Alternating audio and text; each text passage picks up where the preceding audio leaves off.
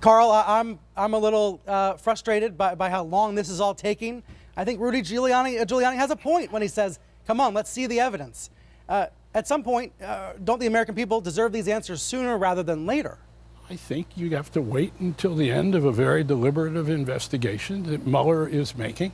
And what we know and what that Washington Post story and the New York Times story show is that Mueller is operating, as has been members of the president's own national security team, Mattis, among others, some people who are still there, some who have left, that indeed he has become a pawn of the Russians. Now, whether that is a witting pawn, an unwitting pawn, a half-witting pawn, that is something that perhaps Mueller's report will tell us, because one of the things Mueller is doing is that he is looking at the obstruction of justice by the President of the United States that seems to be apparent, and whether the obstruction itself has furthered Putin's aims and becomes part of some kind of collusive notion. You teed this up on Wednesday. I noticed this on Anderson Cooper's show Wednesday night. You teed up this exact point that the Post and the Times are now making. Let's play that clip first from Wednesday night. There's been an obstruction of justice. There's no question about that. No question about the president's involvement in that obstruction.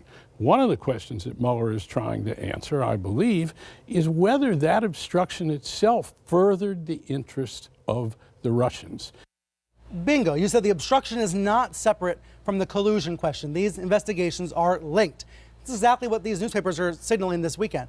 So how do you know that? Where is this coming from? Well, first of all, the New York Times and the Washington Post were more advanced on the story than I was, but I did know something. And part of what I know comes from lawyers of some of the other defendants in this matter who have appeared before Mueller, including members of the joint defense team, which collaborates with the White House. And those lawyers believe the president has been lying at every turn about his relationship with Russia, about those of his aides. Look, let us look at all of the lies. Follow the money, follow the lies. They are all mostly and most vehemently about Russia, whether we're talking about Flynn, Trump, his son, Kushner, back to lying about questions having to do with Russia, about what happened at the Trump Tower meeting. The President of the United States drafts a totally false statement about what happened at that meeting that his son was at. Look, you set it up right. We don't know the answers. But what we do know is that Donald Trump has tried to convince us that unless there is some kind of smoking gun, a recording of him in the room with Putin saying, yes, Vladimir, I'll do you bidding, there's been, quote, no collusion. That's nonsense. What this counterintelligence investigation was about, unprecedented. The FBI, and this is not about the deep state, this is about the most serious counterintelligence people we have in the U.S. government saying, oh my God, the president's words and action lead us to conclude that somehow he has become a witting, unwitting, or half-witting pawn, certainly in some regards, to Vladimir Putin. Look, Trump keeps going back to the idea we need better relations with Russia. Could be. He could well be right.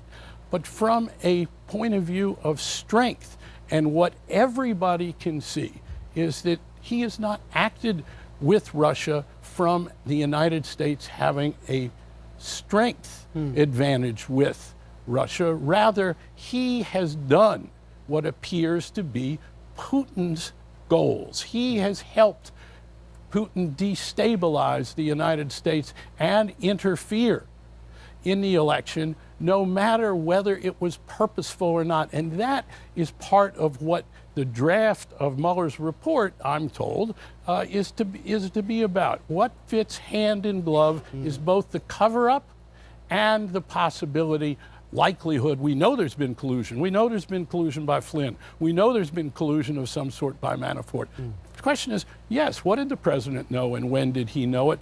But also, it could be unwitting, half-witting. That's what we're going to find out. But the idea that this is just benign behavior and conduct, there is nothing benign about what the consequences of this have been. What the hell happened at Helsinki? Dan Coates, the director of national intelligence still does not know happened at Helsinki, because the president, as that a great Washington Post story points out, hasn't allowed his aides to know or to say what they know about what happened at Helsinki and in his other meetings with Putin. Why is he so beholden? And you know, it's his son that told us years ago, hey, we do a tremendous amount of business in Russia. It is the source of a huge amount of our family income. Well, clearly Mueller's looking at that. I was watching Good Morning America this weekend, and both mornings they led with snowstorms and scares at malls and other stories, and not this. And I just keep wondering if the public is ill-served if we don't make it really clear what the stakes of this story are. How can a morning show not lead with this drama, I guess is what I'm saying. I think plenty of times we lead with this drama. On cable, I agree. And we lead also with what is becoming the looming question over all of this. And even Fox reporters are now asking this question of some of their sources. And that is, do Republicans particularly believe that this president is a threat to the national security, as my colleague Bob Woodward's book demonstrates, and as Mattis, McMaster, Kelly, others, Tillerson came to believe that the President of the United States himself is a threat to the security of the United States, to the national security? We've never had a situation like this before. And so now we need to be looking at that question. What are Republicans on the Hill saying to each other?